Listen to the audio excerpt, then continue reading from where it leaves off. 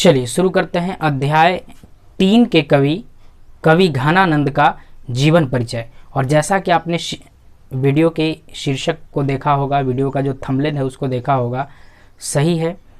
कवि घनानंद जो है प्रेम की पीड़ा के कवि कहे जाते हैं और सही है, उनके प्रेम का जो दर्द है वही इनकी कविताओं में झलकता है। ठीक है, आगे उनकी कहानी को हम लोग, प्रेम की दर्द भरी कहानी को आगे पढ़ेंगे। स्टार्ट करते हैं। आज के हमारे जो कवि हैं वो हैं कवि घनानंद। हिंदी साहित्य में कवि घनानंद को प्रेम के पीर का कवि कहा जाता है। प्रेम के पीर का कवि। चलिए, प्रेम के पीर का कवि क्यों कहा जाता है, ये इनकी जीवनी के आधार पर हम लोग देखते हैं। तो कवि घनानंद, इनका जो जन्म है वो लगभग 1689 ईस्वी में, लगभग कितना, 1689 ईस्वी के आसपास दिल्ली में हुआ। और ये रीति युगीन काव्यधारा के रीति मुक्त कवि हैं। ठीक है, और ये मुख्य रूप से दिल्ली दरबार में रहे। दिल्ली में एक शासक था मोहम्मद शाह रंगीला।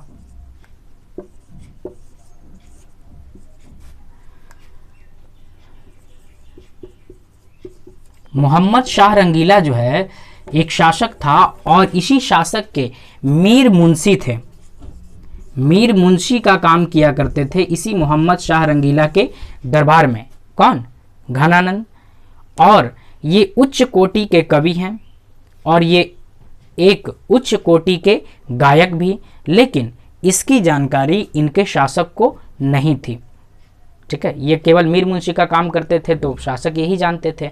लेकिन एक दिन की बात है, दरबार में बैठे बैठे दरबारियों ने जो है इनके विषय में, यानी घनानंद के विषय में बता दिया। किसको? राजा को, कि राजन, घनानंद जो है एक उत्कृष्ट कोटि का न केवल कवि है बल्कि एक उत्कृष्ट कोटि का गायक भी है, तो क्यों न इससे कविताएं सुनी जाएं। और पुराने समय में जो है आज के जैसा बाजा गाजा, टीवी और इंटरनेट और मोबाइल नहीं था। उस समय राजा महाराजा जो है नाच गान या कोई प्रतियोगिता करवा के अपना मनोरंजन करते थे।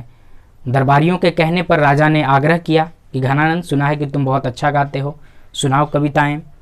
लेकिन राजा के आग्रह करने के बावजूद घनानंद जो है गाने के लिए या कुछ सुनाने के लिए तैयार नहीं हुए। ठीक है, तब कुछ दरबारियों ने बताया कि अगर यहाँ पर सुजान आ जाए, सुजान जो कि उसी दरबार की एक नर्तकी थी, और ये किंवदंती है, ये कहा जाता है कि सुजान से घनानंद को प्रेम था। ये सुजान जो है घनानंद की प्रेमिका थी। तो दरबारियों ने कहा कि यदि सुजान आ जाए तो निश्चित तौर पर घनानंद उसके रिक्वेस्ट को या उसके आग्रह को ठुकराएगा नहीं, निश्चित तौर पर गाएगा। दरबार में बुलाया गया किसको? सुजान को। सुजान आई, घनानंद गाया और सुजान नाची। इतना अच्छा नृत्य और इतना अच्छा गायन वादन हुआ कि सुनकर सभी लोग मंत्रमुग्ध हो गए। लेकिन इसी बीच जो है कवि घनानंद से एक गलती हो गई। गलती क्या हो गई कि जो गायन का कार्यक्रम चल रहा था, जो नृत्य का कार्यक्रम चल रहा था, इस दौरान गाते गाते जो है घनानंद का मुख था सुजान के तरफ और पीठ हो गया किसकी तरफ? राजा की तरफ। और राजा ने जो है इसे राजाज्ञा का उल्लंघन माना।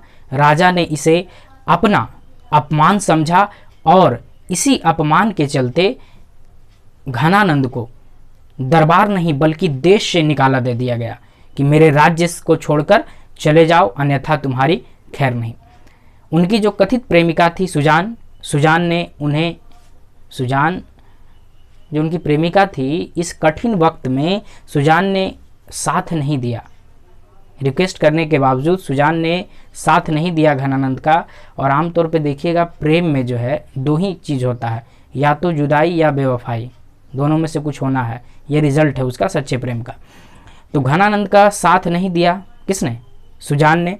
और जब सुजान ने साथ नहीं दिया तो अकेले कवि घनानंद जो है छोड़ दिए, दिल्ली को छोड़े, वृंदावन आ गए और यहीं आकर रहने लगे। लेकिन पुराने समय में जो सच्चा प्रेमी था या प्रेमिका लोग होती थी, वो अपने प्रेम को भूलते नहीं थे।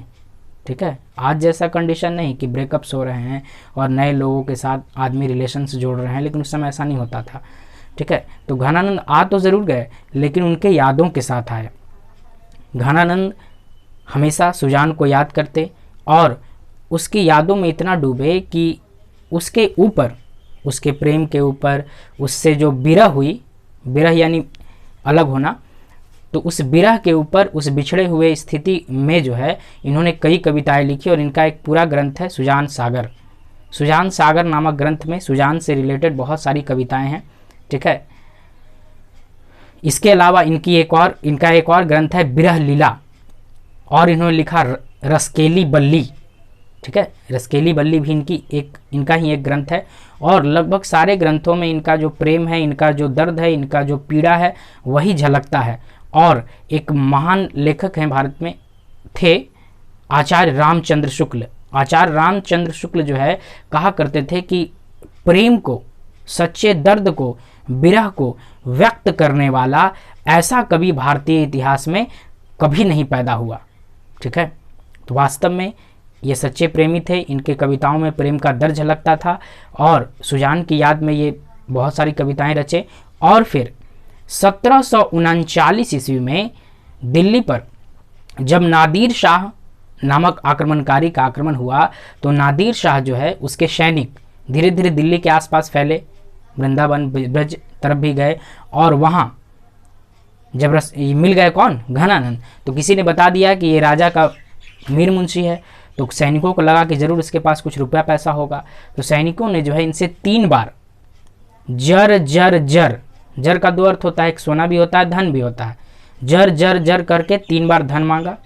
और घनानंद ने क्या किया कि ज़मीन से 3 बार धूल उठाकर रज रज रज कहकर उसके हाथों पर दे दिया। गुस्सा होकर नादिर शाह के सैनिकों ने इसका सर वहीं पे कलम कर दिया, सिर काट दिया। और इस प्रकार एक सच्चे प्रेमी, एक विरह में डूबे हुए प्रेमी का दर्दनाक अंत हो गया। और उसी घनानंद की कविताओं को आज हम पढ़ रहे हैं और भारतीय इतिहास में इन्हें प्रेम के पीर का कवि का दर्जा प्राप्त है। और घनानंद की जो भाषा है वो शुद्ध और परिष्कृत ब्रज भाषा है। पूछता है कभी कभी ऑब्जेक्टिव में क्वेश्चन पूछ देता है कि इनकी भाषा कौन सी भाषा है, तो शुद्ध और परिष्कृत ब्रज भाषा।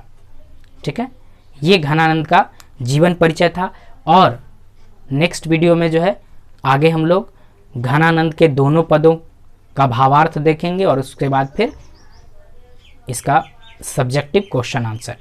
ठीक है, जुड़े रहिए। ठीक है, लाइक कीजिए, सब्सक्राइब कीजिए, कमेंट कीजिए, ताकि प्रेरणा मिलता रहे और आगे इसी तरह का वीडियो जो है आपको देते रहें हम। ठीक है, जय हिंद।